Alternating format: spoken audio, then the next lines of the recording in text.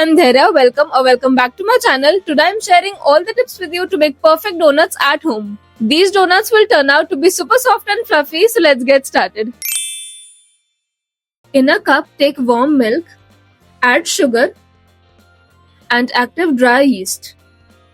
Mix this and keep aside for 10 minutes until it gets foamy. I'm using active dry yeast in this recipe, which is why I'm mixing it with milk first to let it activate. If you are using instant yeast, you can directly add it to the flour with the sugar. Meanwhile, in a bowl, take all-purpose flour, salt, and castor sugar. Give it all a good mix. After the yeast gets activated, add it to the flour with some water and start mixing.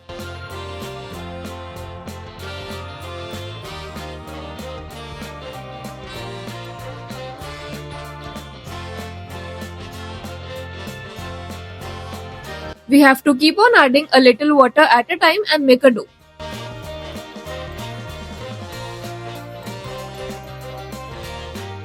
After making a rough dough, transfer it to a clean workstation and start kneading.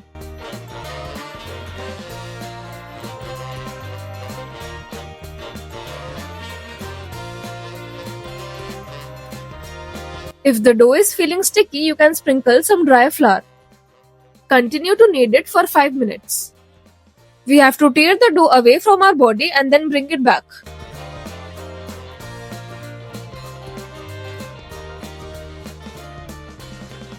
After kneading the dough for 5 minutes, add in the butter. Butter is the ingredient which makes the donuts super soft.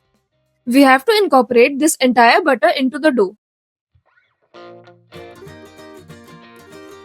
At this stage, the dough will look a little messy, but it will get better as you knead it.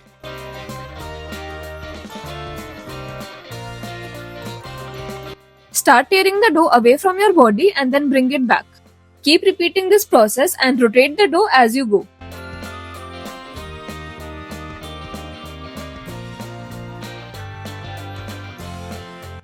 Now you can see that the entire butter has been incorporated and the dough has gotten a little smooth.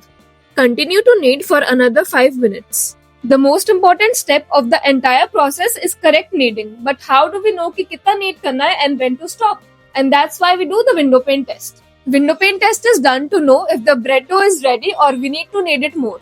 For the window pane test, take a small portion of dough between your fingers and start stretching it gently. If the dough turns translucent without tearing, it means that the dough is done. As you can see, the dough is tearing apart. It means that it is not ready and we have to knead it more.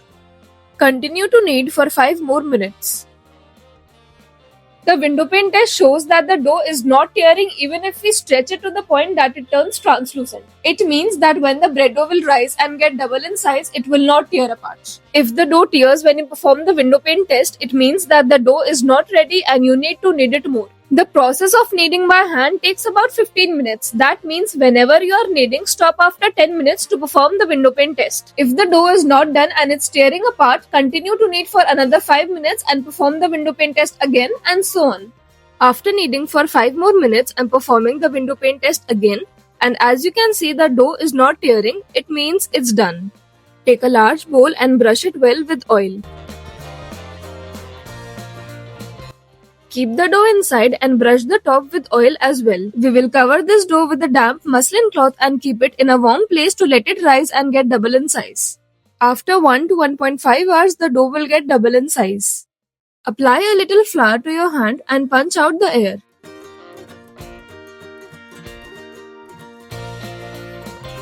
Sprinkle some flour and start rolling the dough. Keep rotating the dough so it doesn't stick. After rolling the dough, I am cutting the donuts using a cookie cutter. You can also use a donut cutter. If your cutter is sticking to the dough, dip it in flour before cutting the donuts. Use a nozzle to cut the inner circle. Carefully pick up the donuts and keep them aside. Roll out the remaining dough and shape it into donuts using the same process.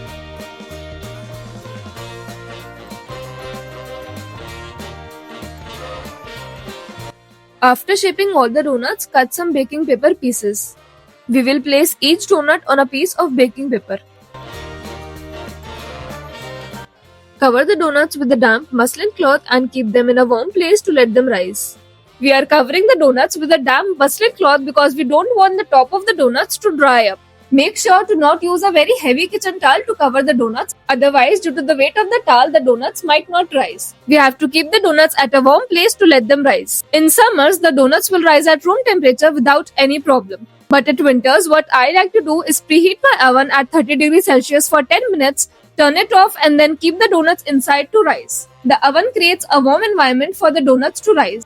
After the donuts rise up, it's time to fry. Heat the oil at medium flame and then turn the flame to low before dropping in the donut. Drop the donut inside the kadhai with the baking paper. Let this cook on low flame for 30 seconds. After 30 seconds, you will be able to remove the paper easily. Continue to cook for another 10 to 15 seconds and then flip it over. Cook the other side for 40 to 45 seconds and your donut is ready. Let's quickly revise how to fry a donut. We have to drop the donuts inside the kadhai with the baking paper. Let the donut cook for 30 seconds. After 30 seconds, you will be able to remove the baking paper with the help of a catcher. After removing the paper, let it cook for another 10 to 15 seconds and then flip the donut. Cook the other side for 40 to 45 seconds. The total frying time of one donut is 1 minute 30 seconds. Fry all the donuts using the same method.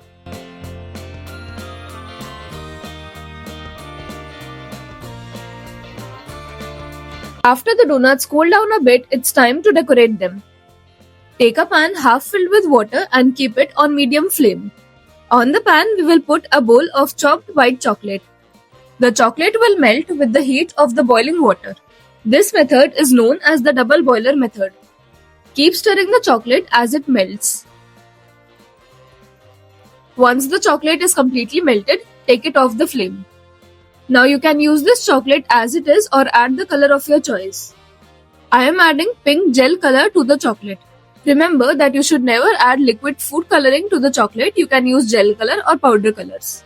Dip the donuts inside the chocolate and shake it a little to remove the excess chocolate.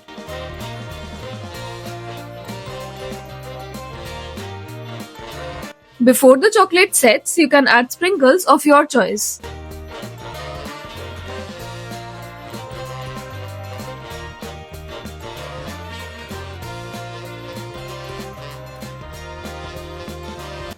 Using the same double boiler method, I am melting some dark chocolate.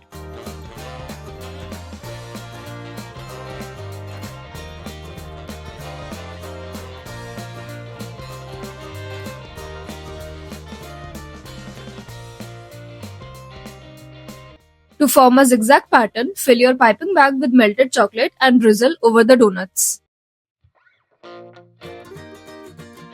I'm also using some chopped hazelnuts to decorate the donuts. These are the softest, fluffiest donuts you will ever have. They will literally melt in your mouth as you take a bite. I hope you are able to make amazing donuts after watching this tutorial. If you like this recipe, give it a thumbs up and please subscribe to my channel. I'll see you with a new recipe. Happy baking and bye.